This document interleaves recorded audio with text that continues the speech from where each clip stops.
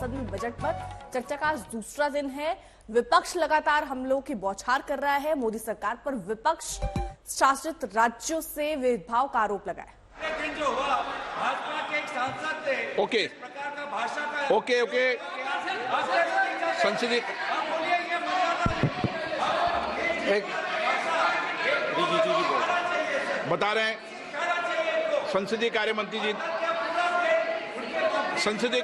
बता रहे हैं। Okay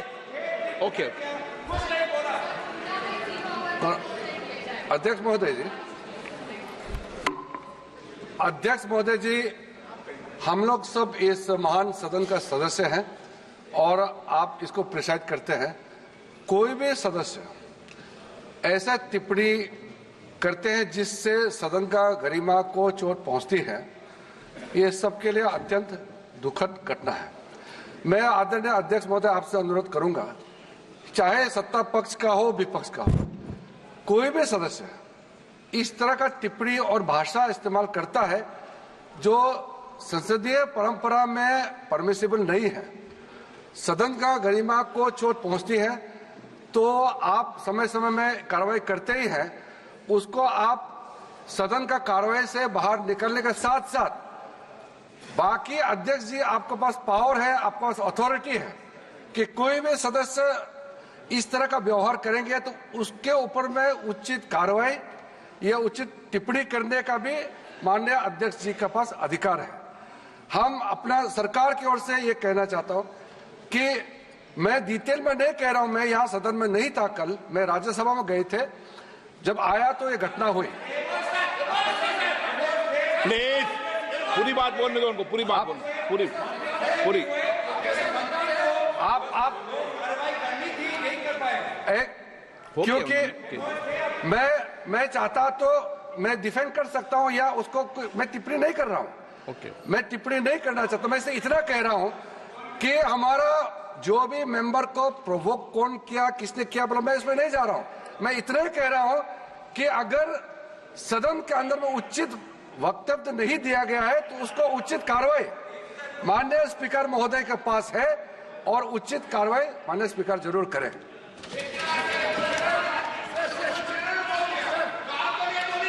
next question number 41 Pradeep Kumar Panigrahi. No मेरी रूलिंग सुनो, सुनो मेरी रूलिंग, अब रूलिंग दे रहा हूं मैं, बैठो। क्वेश्चन नंबर 41 बैठिए पहले इनको तो बिठाओ, ब्लड प्रेशर आ रहा है।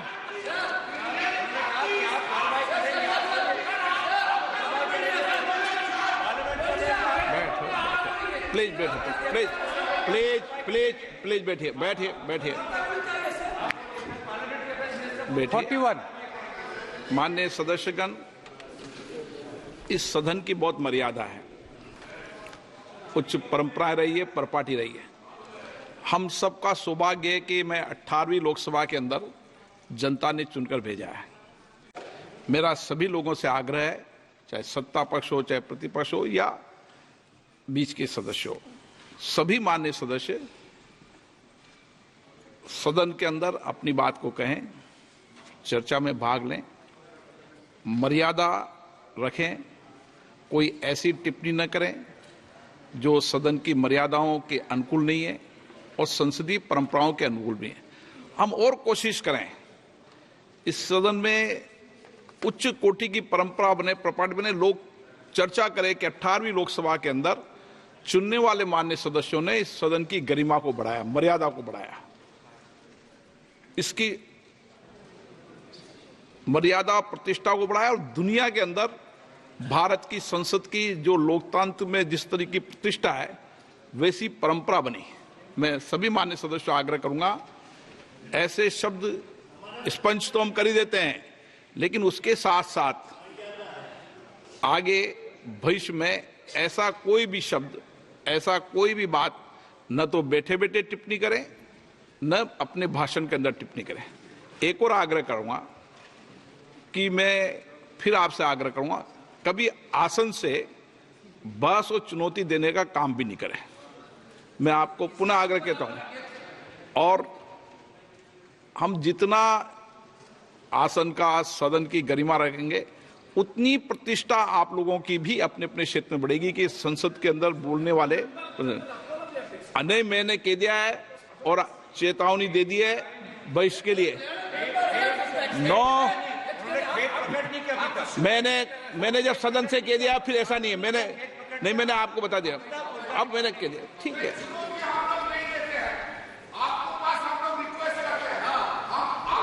ओके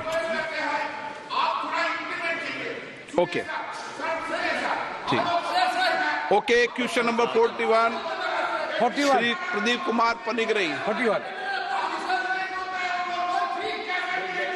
क्वेश्चन नंबर 41, माननीय मंत्री जी।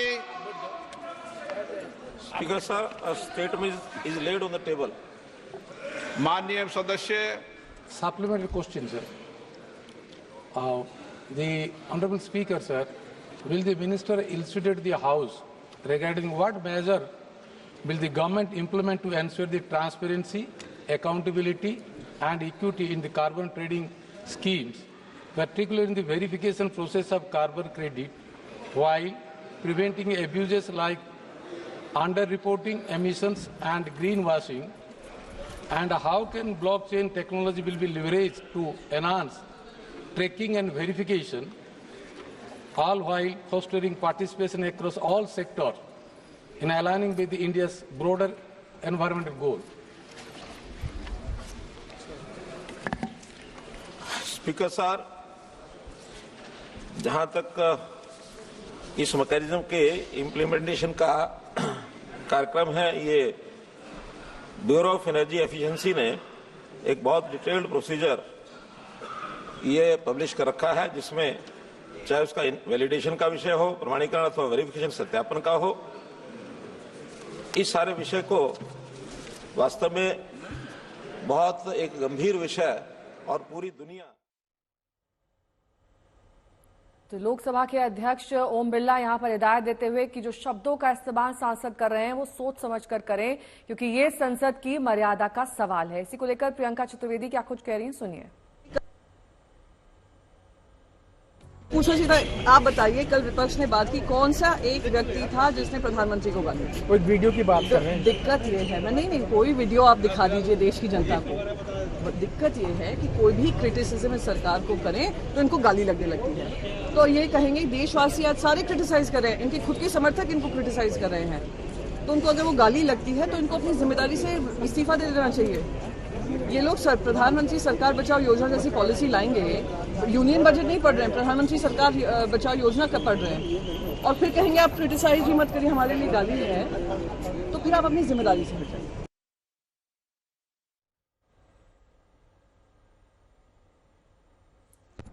Honorable Speaker, sir, whether the government is interested to implement the blockchain technology while addressing these issues? Block technology के बारे में पूछ रहे हैं, ब्लॉकचेन के बारे में पूछ रहे हैं।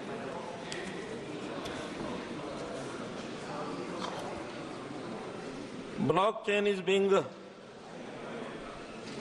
in the registry of carbon credit certificates. तो हमारे सहयोगी इस वक्त जुड़ चुके हैं। देखिए, फिलहाल लोकसभा और राज्यसभा की कार्रवाई इस वक्त चल रही है और यहाँ पर ओम बिरला ने साफ तौर पर हिमांशु कह दिया शब्दों का चयन ऐसा रखिए कि जिससे कोई दिक्कत ना हो, लेकिन यहाँ विपक्ष सीधे ये कह रहा है कि अगर आलोचना करिए तो उसे गाली गलौज में गिनती कर लेते हैं।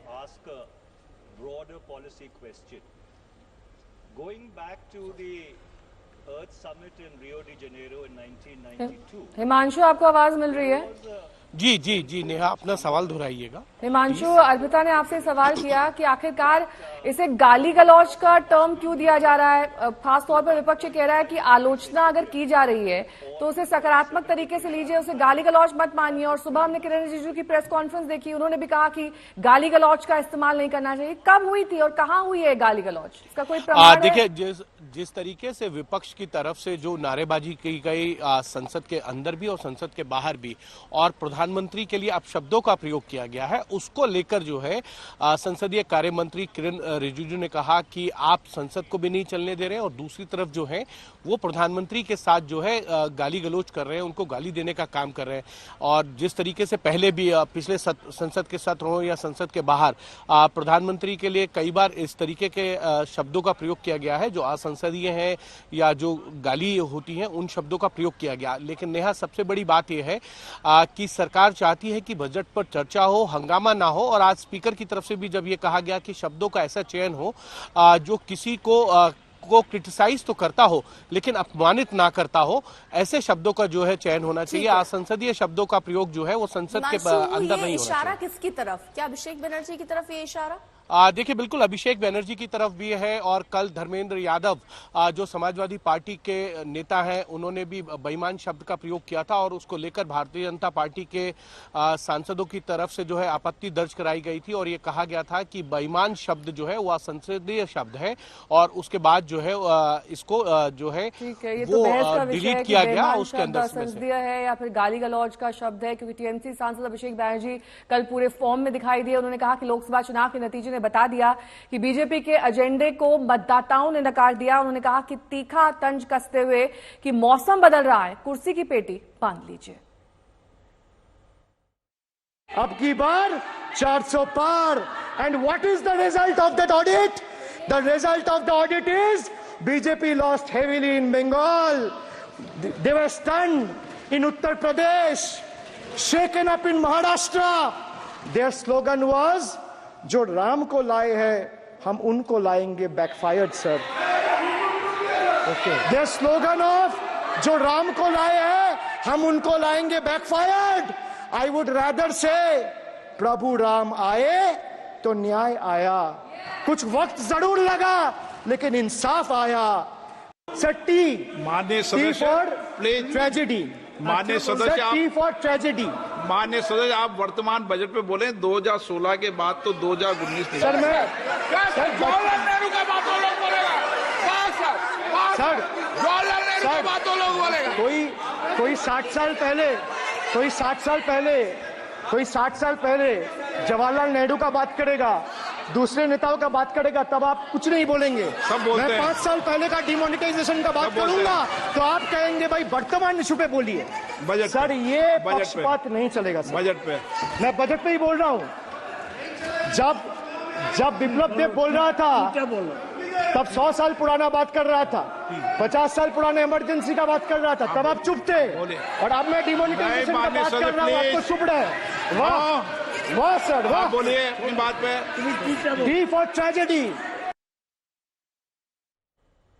हिमांशु मिश्रा मेरे सहयोगी इस वक्त तमाम जानकारी के साथ जुड़े हुए हैं। हिमांशु, जो हिस्सा अभी हमने अभिषेक बनर्जी की स्पीच का देखा, उसमें उन्होंने कहीं भी ये नहीं कहा कि बेईमान सरकार है। ये किसकी ओर बेईमान सरकार कहने का इशारा है? क्योंकि यहाँ पर तो अभिषेक बनर्जी कह रहे हैं कि पक्षपात कर रहे हैं स्पीकर। कई बार 50 साल पुरानी चीज भी अलाउ कर दी जाती है संसद में बोलने के लिए, कई बार पूरी तरीके से मुंह ही बंद कर दिया जाता है, कहा जाता है कि सिर्फ बजट पर बात करें। देखिए, बिल्कुल डिमोनेटाइजेशन का जिक्र कर रहे थे अभिषेक बनर्जी, तो उस पर स्पीकर ने कहा कि 2016 की घटनाएं आप वर्तमान में जो बजट पेश हुआ है इस पर चर्चा कीजिए। और बीजेपी और अभिषेक बनर्जी यानी टीएमसी के सांसदों और बीजेपी के सांसदों के बीच में जब नोकझोंक बढ़ी, उसका सबसे बड़ा कारण ये था कि अभिषेक बनर्जी ने ये कहा कि मनरेगा का जो पैसा है वो नहीं दिया गया है 2021 के बाद से, जब से भारतीय जनता पार्टी जो है बंगाल में विधानसभा चुनाव हारी है। उसको लेकर उन्होंने तंज किया। उन्होंने कहा कि अगर ऐसा है, कोई भी एक पैसा दिया गया है तो आप जो है वो व्हाइट पेपर ले आइए, दिखा दीजिए। जिस पर भारतीय जनता पार्टी के कुछ सांसद जो है उन्होंने उनके ऊपर कमेंट किया और उसके बाद अभिषेक बनर्जी ने कहा कि आप व्हाइट पेपर लाइए, दिखा दीजिए। हम चुप हो जाएंगे, लेकिन कागज जो है वो सत्य बोलते हैं और मैं कागज लेके खड़ा हूं। आपके पास कागज नहीं है, आप तथ्यों पे नहीं बोल रहे हैं, उसको लेकर हुआ। धर्मेंद्र यादव जो समाजवादी पार्टी के सांसद हैं, उन्होंने बेईमान सरकार का शब्द यूज किया। अजय भट्ट जो भारतीय जनता पार्टी के सांसद हैं, उन्होंने कहा कि आपत्तिजनक शब्द है, असंसदीय शब्द है, इसका प्रयोग नहीं होना चाहिए। जिस तरीके से जो है लोकसभा और राज्यसभा के बाहर, सदन के अंदर बाहर जिस तरीके से विपक्ष ने प्रोटेस्ट किया और प्रधानमंत्री नरेंद्र मोदी के लिए कहा कि ये जो सरकार, ये जो आर्थिक पैकेज दिया गया है, ये सरकार बचाने के लिए दिया गया है, कुर्सी बचाने के लिए दिया गया है। तो इन चीजों को लेकर आज किरण रिजिजू ने भी कहा कि जिस तरीके के शब्दों का प्रयोग किया जा रहा है वो ठीक नहीं है। बजट पर चर्चा आपको इस बीच किरण रिजिजू ने आपसे कुछ ही देर पहले क्या कुछ कहा, और आज संसद की कार्रवाई शुरू होने से पहले भी उन्होंने एक प्रेस कॉन्फ्रेंस करी थी, उसके बाद संसद में संसदीय कार्य मंत्री किरण रिजिजू क्या कह रहे हैं, सुनिए। महोदय जी, हम लोग सब इस महान सदन का सदस्य हैं और आप इसको प्रिसाइड करते हैं। कोई भी सदस्य ऐसा टिप्पणी करते हैं जिससे सदन का गरिमा को चोट पहुंचती है, ये सबके लिए अत्यंत दुखद घटना है।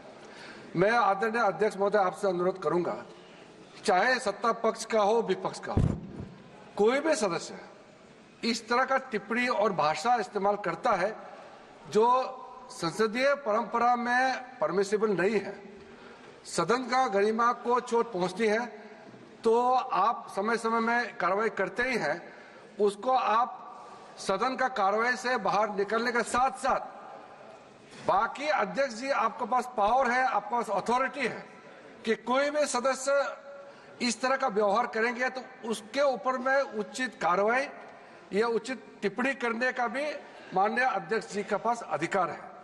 हम अपना सरकार की ओर से ये कहना चाहता हूं कि मैं डिटेल में नहीं कह रहा हूं, मैं यहां सदन में नहीं था कल, मैं राज्यसभा में गए थे, जब आया तो ये घटना हुई। प्लीज पूरी बात बोलने दो उनको, पूरी बात बोलने, पूरी आप क्योंकि मैं चाहता तो मैं डिफेंड कर सकता हूं या उसको मैं टिप्पणी नहीं कर रहा हूं। मैं टिप्पणी नहीं करना चाहता, मैं इसे इतना कह रहा हूं कि हमारा जो भी मेंबर को प्रोवोक कौन किया, किसने किया, बोला, मैं इसमें नहीं जा रहा हूं। मैं इतना ही कह रहा हूं कि अगर सदन के अंदर में उचित वक्तव्य नहीं दिया गया है तो उसको उचित कार्रवाई माननीय स्पीकर महोदय के पास है और उचित कार्रवाई माननीय स्पीकर जरूर करें। बिहार को स्पेशल स्टेटस नहीं मिलने को लेकर लालू यादव ने नीतीश सरकार पर निशाना साधा है, कहा कि नीतीश कुमार फेल हो गए हैं, उन्होंने सरेंडर कर दिया है। आपको बता दें कि लालू यादव दिल्ली के एम्स में इलाज कराने पहुंचे थे, आज पटना लौटे हैं। एयरपोर्ट पर मीडिया के सवालों का जवाब देते हुए उन्होंने बजट को लेकर कहा कि केंद्र ने झुझुना पकड़ा दिया।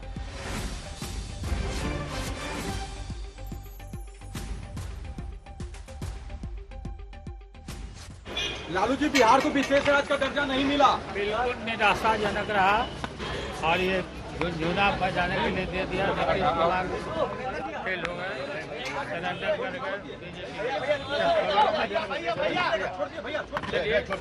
गए। तो बिहार विधानसभा में आज मानसून सत्र के चौथे दिन सदन की कार्यवाही शुरू होते ही विपक्ष का हंगामा जारी है। कानून व्यवस्था पर चर्चा के लिए कार्यस्थगन प्रस्ताव दिया गया है। विपक्षी विधायक वेल में पहुंचे हैं, लिहाजा मार्शल्स को बुलाया गया। विधायकों के हाथ से प्लेकार्ड छीन लिया गया है। सदन में हंगामे के बीच कार्रवाई जारी है और नीतीश कुमार सदन में विपक्ष के हंगामे को देख रहे हैं।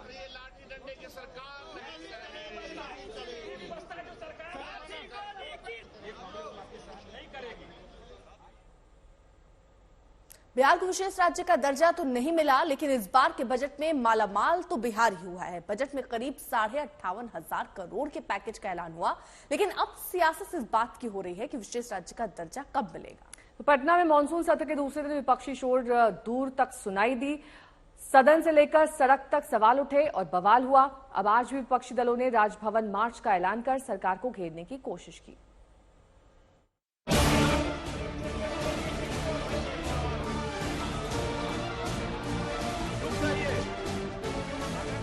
विशेष दर्जे की मांग को लेकर बिहार विधानसभा में शोर है। बारे में जानकारी दी और उससे पता चला कि 74 लाख।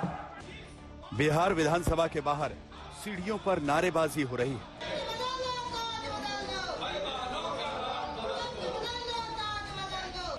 तो सत्ता पक्ष के विधायक केंद्र सरकार को धन्यवाद दे रहे हैं कि बजट में बिहार पर फोकस रहा। बिहार में ये घमासान सिर्फ सदन तक नहीं रहा। विपक्ष की मोर्चेबंदी की एक तस्वीर पटना की सड़कों पर भी दिखी। यूथ कांग्रेस के कार्यकर्ताओं ने स्पेशल स्टेटस और अन्य मांगों को लेकर नीतीश सरकार के खिलाफ मोर्चा खोला तो पटना पुलिस ने लाठियां बरसाई। यूथ कांग्रेस अध्यक्ष श्रीनिवास बीवी और अन्य नेताओं पर पुलिस वाले वाटर कैनन से पानी बरसाते रहे, लाठियां गिराते रहे। बिहार में बढ़ते अपराध के खिलाफ ये लोग प्रदर्शन कर रहे थे और देखिए पुलिस ने वाटर कैन चलाते हुए यहाँ पे लाठीचार्ज शुरू कर दिया। तस्वीरों में साफ तौर पे देख सकते हैं दौड़ा कर कांग्रेसियों को पीटा जा रहा है। तस्वीरों में साफ तौर पे देख सकते हैं कैसे अब जो है पुलिस अपनी कार्रवाई कर रही है और ये प्रदर्शन जो है पटना के बोरिंग रोड चौराहे पे हो रहा था। लेकिन बिहार में विशेष राज्य के दर्जे वाली मांग पर विपक्ष कतई नीतीश सरकार को राहत देने के मूड में नहीं। आरजेडी, कांग्रेस और महागठबंधन के तमाम दलों का आरोप है कि नीतीश कुमार स्पेशल स्टेटस दिलाने में नाकाम रहे। देखिए जो बजट आया है बिहार के लिए और पूरे देश के लिए, ये कुर्सी बचाने के लिए आंध्र प्रदेश में और बिहार के दिया है। कुर्सी बचाने के लिए माननीय नरेंद्र मोदी जी अपना कुर्सी बचाने के लिए 2 राज्य के दिए हैं और सब राज्य छोड़ दिए, पूरा देश छोड़ दिए। तो ये तो पॉकेट मिला है, पॉकेट से क्या होगा। विपक्ष की तलखी नीतीश के वादे और इरादे से है, लेकिन सदन में कल विपक्षी शोर के बीच बुधवार को मुख्यमंत्री बोले और आरजेडी कांग्रेस दोनों पर जमकर बरसे। अरे ये सब चीजवा तो हम ही न किए हैं जी, अब आप लोग साथ किए हैं। कुछ आइडिया था, अरे सही बोलिए, कांग्रेसी हैं आप, बोलिए सही। कोई बतवा माने थे, एक कल बड़ा भारी आंदोलन कर रहे थे, आज जब हम तो 10 से आंदोलन कर रहे थे जी, बिहार को विशेष राज्य का दर्जा मिले, आपका पटिया नहीं किया, ये दोनों एक साथ थे। अब आजकल बोल रहे हैं कैसे ही काहे बोलते हैं। बीजेपी ने भी आरजेडी और कांग्रेस पर गंभीर आरोप लगाए, इतिहास की याद दिलाई। डिप्टी सीएम सम्राट चौधरी ने पूछा कि लंबे अरसे तक सत्ता में रहने वाली कांग्रेस ने क्यों नहीं विकास किया। कांग्रेस पार्टी जो विकास विरोधी है, यदि 75 वर्ष से अधिक वर्ष हो रहे हैं देश की आजादी, उसमें से 55 वर्षों तक सिर्फ कांग्रेस पार्टी ने राज किया। यदि कांग्रेस ने विकास कर दिया होता तो दूसरे पार्टी को विकास की चिंता नहीं करनी पड़ती, दुनिया में हम आगे बढ़ गए होते। आदित्य वैभव हमारे साथ, हमारे सहयोगी इस वक्त जुड़ चुके हैं और जानकारी के साथ। आदित्य, अब बिहार में कुल मिलाकर देखिए ये सियासत भी छिड़ती जा रही है, यहाँ आरक्षण भी एक बड़ा मुद्दा, यहाँ विशेष राज्य का दर्जा क्यों नहीं मिला, और लालू प्रसाद यादव तो सीधे तौर पर ये कह रहे कि नीतीश कुमार ने सरेंडर कर दिया।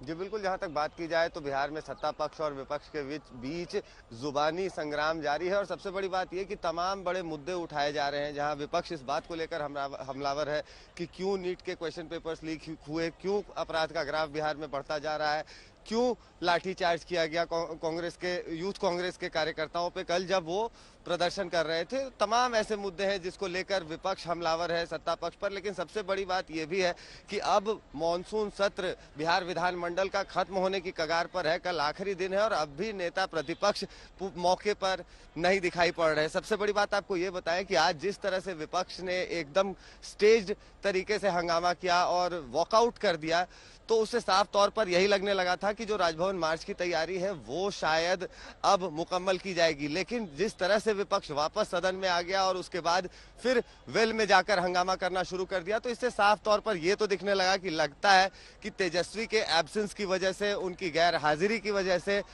इस प्लान को मुलतवी कर दिया गया है। ठीक है, बहुत बहुत शुक्रिया इस तमाम जानकारी के लिए आपका। तो आरजेडी लगातार हमलावर है। लालू यादव से पहले राबड़ी देवी ने इस बजट को झुंझुना बताया तो बीजेपी नाराज हो गई। केंद्रीय मंत्री गिरिराज सिंह ने राबड़ी पर निशाना साधा। उन्होंने कहा कि अगर बजट झुंझुना लगता है तो राबड़ी लालू के सामने ले जाकर झुंझुना बजाए। दिया है बिहार को, 26,000 करोड़ दिया गया है इससे। झुनझुना रेलवे के झुनझुना। तो राबड़ी जी, आपसे मेरा प्रार्थना है कि लालू जी से पूछें उस समय क्यों नहीं दिलाए। आज जब ये व्यवस्था ही हट गई विशेष राज्य के दर्जा का, तो नरेंद्र मोदी ने पहले भी कहा, आज भी कह रहा हूं, यही प्रधानमंत्री हैं जिन्होंने कहा पूर्वांचल के विकास के बगैर देश का विकास नहीं, और पूर्वांचल का विकास तब जब बिहार का विकास। उन्होंने 1.25 लाख करोड़ का 2015 में घोषित किया और 2 लाख करोड़ का निवेश हुआ, और अभी दिए हैं नरेंद्र मोदी ही ये पैकेज। बिहार का विकास होगा। राबड़ी जी, अगर आपको झुनझुना दिखाई देता है तो लालू जी के सामने जाके बजाइए। विपक्ष ने भ्रष्टाचार के आरोप में फंसे अधिकारियों को लेकर भी नीतीश कुमार पर निशाना साधा। आरोप लगाया कि बीजेपी ने ईडी सीबीआई का खौफ दिखाकर नीतीश को डरा दिया है। और महागठबंधन के नेता एक सुर में कह रहे हैं कि जांच का डर दिखाकर ही बीजेपी ने बिहार को स्पेशल स्टेटस का दर्जा नहीं दिया है। नीतीश जी को जो है भयभीत करने के लिए उनके अफसर, जो भ्रष्ट अफसर है, आईएएस अफसर है, संजीव हंस जैसे लोग हैं, जो बिजली विभाग के अपर सचिव हैं और पीएचडी के भी अपर सचिव हैं, उन पर बलात्कार के केसेज है, 95 करोड़ का रिसोर्ट बनाने का है, आपके जो मीटर जो लगा स्मार्ट मीटर के कमीशन के बतौर मर्सिडीज मिली। तो धीरे धीरे ये बात तो सब लोग जान चुके थे कि संजीव हंस करप्ट भी हैं और रेप्टिस्ट भी हैं। उसके बाद भी मुख्यमंत्री ने उनको पीएचडी का अपर सचिव बना दिया, और भारतीय जनता पार्टी यह बात अच्छी तरह से जानती है कि दिल्ली में नीतीश जी ट्रबल पैदा करेंगे, तो ट्रबल पैदा नहीं करे, इसलिए संजीव हंस पर ईडी ने छापेमारी की। और बिहार के कई ऐसे आईएएस अधिकारी हैं जो ईडी और सीबीआई के रडार पर हैं, उसको डर दिखा करके नीतीश कुमार जी को ये लोग जो है ब्लैकमेल कर रहा है बीजेपी के लोग, और कभी संजीव हंस के यहाँ, तो कभी फलना जी के यहाँ, कभी चिल्ला जी के यहाँ, ये सब ईडी अधिकारियों को भेज करके नीतीश कुमार जी को प्रेशर में रखना चाहता है, और ताकि इधर उधर नहीं करे नीतीश कुमार। इसीलिए ये लोग बीजेपी के लोग जो हैं कभी ईडी को, कभी सीबीआई को, कभी आईटी डिपार्टमेंट अधिकारियों पे अगर नकल कसी सब काम कर रहे हैं। आपको किस बात इन लोगों के साथ जो है ये लोग कोई महिला को आगे बढ़ाया था। अपने स्थान पे जाइए। बिहार के हक पर सवाल उठे तो बवाल मचा। बवाल मचा तो मुख्यमंत्री का गुस्सा फूटा। सीएम गुस्से में बोले तो सवालों में घिरे, और वो सवाल है उनके चहेते माने जाने वाले आईएएस अधिकारी संजीव हंस के खिलाफ। संजीव हंस का पूरा परिचय बताएंगे, दिखाएंगे कि क्यों ये विवादों में रहे हैं। लेकिन उससे पहले संजीव हंस के नाम पर बिहार में जारी सियासत की बात। विपक्ष आरोप लगा रहा है कि संजीव हंस और इन जैसे दागी आईएएस अधिकारियों की वजह से ही बिहार के स्पेशल स्टेटस की मांग को लेकर नीतीश बैकफुट पर हैं। विपक्ष ये लगातार कह रहा है कि जो संजीव हंस आईएएस अधिकारी हैं वो नीतीश कुमार के खसमखास हैं, और गंभीर आरोप लगने के बावजूद उनको पद पर बनाए रखा गया है। और जो विशेष राज्य का दर्जा नीतीश कुमार ने अपनी डिमांड छोड़ी है, उसके पीछे भी कहीं न कहीं नीतीश कुमार के करीबी आईएएस अधिकारियों के ऊपर भ्रष्टाचार के जो आरोप लगे हैं या ईडी के रडार में वो आए हैं, वो नीतीश कुमार पर दबाव के तौर पर काम कर रहा है। एक दिन पहले जब विपक्ष विधानसभा में विशेष राज्य की मांग को लेकर नीतीश सरकार को घेर रहा था, तभी सुर्खियों में रहने वाले ऊर्जा विभाग के प्रधान सचिव आईएएस अधिकारी संजीव हंस विधानसभा पहुंचे थे। आज तक ने इन पर उठ रहे तमाम सवालों को जानने की कोशिश की, लेकिन जवाब क्या था आप खुद देख और सुन लीजिए। सर, आपके ऊपर कई तरह के जो आरोप विपक्ष लगा रहा है, ईडी की सर छापेमारी हुई थी सर, विपक्ष आपके ऊपर क्या कहेंगे सर? ईडी की छापेमारी हुई है सर आपके ऊपर। आज विपक्ष ने कहा सर कि जो संजीव हंस हैं वो भ्रष्टाचार के आरोप में हैं, और नीतीश कुमार जो हैं इसी वजह से बैकफुट पे हैं। नो कमेंट्स सर, कुछ तो बताइए सर। नहीं, ईडी की छापेमारी में सर क्या हुआ सर? नो कमेंट्स, कुछ भी नहीं बोलेंगे सर। विपक्ष जो आरोप लगा रहा है उस पर तो सर बोलेंगे ना। कहा जा रहा है नीतीश जी आपके वजह से डरे हुए हैं इस वक्त। आज तक के सवालों पर संजीव हंस ने मुंह मोड़ लिया, लेकिन विपक्षी सियासत इनके पीछे पड़ गई है। विपक्ष का आरोप है कि संजीव हंस जैसे भ्रष्ट अधिकारी नीतीश के चहेते हैं, जिनके खिलाफ केंद्र ने शिकंजा कसा है और नीतीश को मजबूर कर दिया है। सवाल है कि नीतीश कुमार पर विपक्ष के इन आरोपों में कितना दम है। क्या ईडी और सीबीआई की जांच का कनेक्शन बिहार के स्पेशल स्टेटस की मांग से है? विरोधियों के सवालों का जवाब बिहार सरकार ने 2 टूक देकर इसे खारिज कर दिया। विपक्ष कह रहा है कि सरकार बचाने की कोशिश कर रही है। सही बात है। ईडी की कार्रवाई हुई है, कार्रवाई होगी आगे, इसमें हम लोग क्या कहेंगे? सरकार की तरफ से कुछ होगी कार्रवाई? सरकार का मामला थोड़ी ईडी का है। और जो आरोप लगा है सर, आरोप तो बहुत बात लगता है, सच्चाई सामने आएगी जांच के बाद कार्रवाई। विपक्ष के लोग कह रहे हैं कि लेकिन अभी तक पद पर क्यों बने हुए हैं? जब तक कार्रवाई नहीं होगी, कानून में जब तक कार्रवाई नहीं होती है, सजा नहीं हो जाती तब तक। विपक्ष नीतीश को लगातार घेर रहा है। भ्रष्टाचार के आरोपी अफसरों से नजदीकी के आरोप लगाकर महागठबंधन मुख्यमंत्री को कटघरे में खड़ा कर रहा है, लेकिन साथ ही पूरी तरह से नीतीश के साथ खड़े हैं।